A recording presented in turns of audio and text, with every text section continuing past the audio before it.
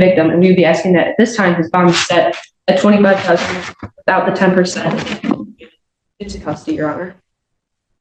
Response. Okay. Regarding the actual charge, I did review the discovery myself.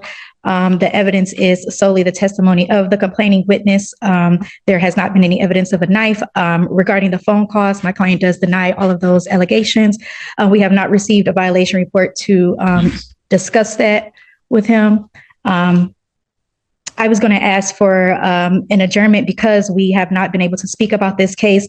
I was going to ask for a week adjournment so we can go through the evidence and possibly at that point we can, address bond again at that hearing. But he's indicating that calls were not made from the jail? He's saying it was not him making the call. He did not make any calls to the complaining witness. And I believe they were from his PIN to her number stated in the police report. And given that he already has multiple other cases with this victim, I have great concerns that he would still be contacting her out of custody. I would ask, he is, your phone was on. My phone. Oh, let me give you the iPad. It is my understanding that he is gainfully employed. He is a father. I would ask if he can remain out on bond with a tether. Well, but I'm a bit concerned about all of this contact. I mean, I've got these cases coming up while we were at the bench so that it's clear. Prosecutors indicating to me calls are coming from the jail from up to the 6th when he's released on that day. Mm-hmm. But he's arraigned on the 4th, and it's clearly indicated he's to have no contact. So, and if it came from his pen, I mean,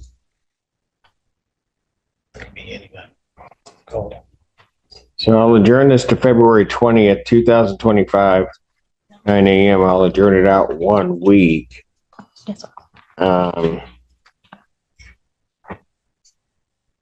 Would we be provided with the calls? Yes, I'll send the email to have those released today. I'm going to set his bond at $25,000 cash surety as the amount. What was his bond set at initially? Personal? I believe it was the $25,000 with the 10%. And then the other case, he got a nominal $100 bond on the mistaken case. All right. So defendant's going to be remanded. He'll need to post that.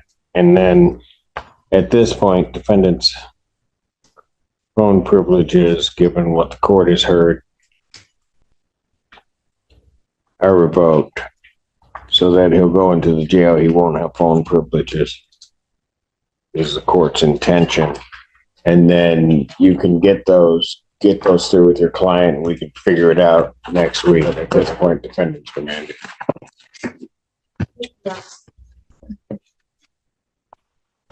Court does call the case People versus Brandon Carter. I'll recall the matter of the People versus Rashad Young.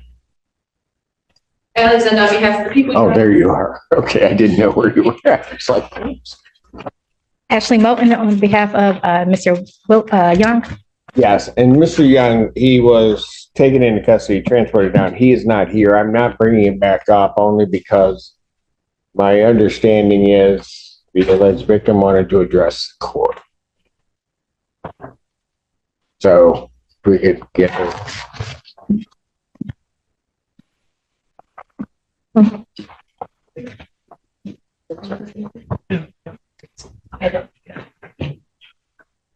Your name? Tondiana Yates. All right. Ma'am, I'm going to let you know, if it weren't for the people in the prosecutor's office and counsel, I wouldn't be calling your case back up, and you probably would have been locked up. I'm just going to let you know because you don't come into the court that way, ever. Am I clear? Yes.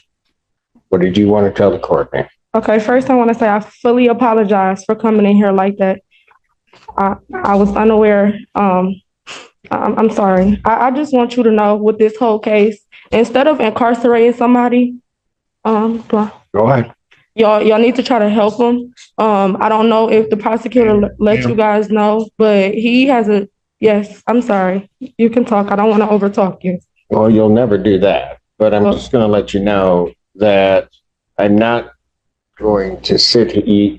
You wanted to address something to the Yes, court. because I felt like it was inaccurate. I will listen to you. I'm not going to tell you or have you sit here and try to give me a lecture on how something should work. Oh, no, I would never do that. But I just noticed when I was looking on the Zoom that it was inaccurate information stated on you guys' record. And I just fully disagree when inaccurate information is stated on something that's very important like this.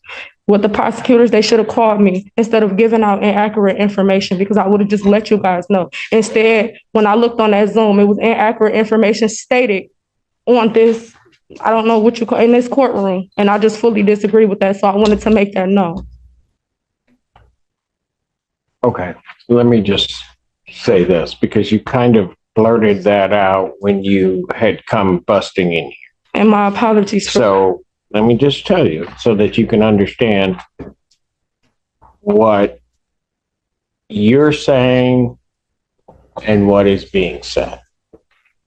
Because when you said that, which is everybody's obligation here, his counsel, the prosecutor, and even in some respects the court, to double check what somebody is saying, in particular if a decision was made based upon inaccurate information. Let me tell you that the prosecutor, as with her duty, checked what you were saying. I don't think, at least preliminarily, and I discussed it with his counsel and with the prosecutor, that what you're saying is correct, that it was inaccurate. At least with reference to what I was using for my decision on the remand. There will be a hearing that will be set next week. At that hearing, all of that will come out. But at least preliminarily, it does not look like the information that was presented to the court was in any way inaccurate. Some of the information with reference to the date, so that you understand, the court itself can tell in looking at the file and when he was arraigned. So while you may have your position that it's inaccurate, I do not believe at this time that it is inaccurate.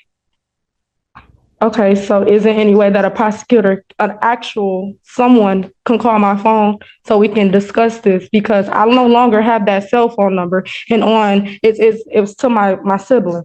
You guys stated on. If there are references to the case, ma'am, we thought about that.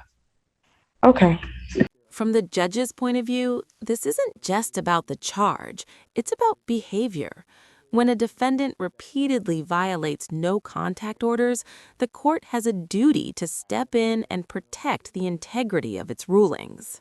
Preliminarily, what is being represented to the court appears to be true. And we will flush it out at a hearing because that's the way our system works. Preliminarily, I have that. I took what remedies need to be done to enforce the orders of the court regarding no contact. It seems that that was violated. He will have his due process right to a hearing next week regarding that. But how is it violated when I have not physically talked to him? Just like when I came into the courtroom the first time and I sat down, he made it aware that I can't even be around him. I am not going to have a hearing on it right now. I will listen to you. That's just very At this moment, the judge can clearly see the gap between what's being argued and what the records appear to show. This stops being about excuses and becomes about respecting the authority of the court. Trying my patience. No. You are trying my patience. I brought you back in here after you acted like that to listen to you. And then you're not going to listen to a thing I said. I'm done. If you want to attend the hearing next week, you can come to the hearing. I've tried to explain it. You are not listening. I am done. Do not say another word to me. Mr. Allen, remove her. Nobody. Remove her. You keep talking and there's going to be a problem. There's going to be a problem. If I may, Your Honor, Lauren Brown, Deputy Chief Public Defender, we did speak about that. She expects to have that today, and we think that that'll give plenty of time for us to be prepared for an example. the one works for us. We'll be ready. The judge is sending a clear message here. Court orders are not suggestions. Do you think public safety can ever come second when those orders are repeatedly ignored? If that's not available, but I'll set it. Will people have their witnesses available the 4th? We'll do our best, Your Honor. Preliminary examination in person, March 4th, 2025, 9 a.m. before Judge Perry. Continue. May I, Oh, maybe not. Go ahead. I'm sorry. Your Honor, as you probably recall, last week we addressed this defendant's phone privileges. After those were revoked, he then continued to call the victim at a different number that we have under her name as well. He called her, I believe, 23 times. There were some under his own PIN, and then after the first day he was in custody, he started using other inmates' PINs to continue to contact the victim in this case.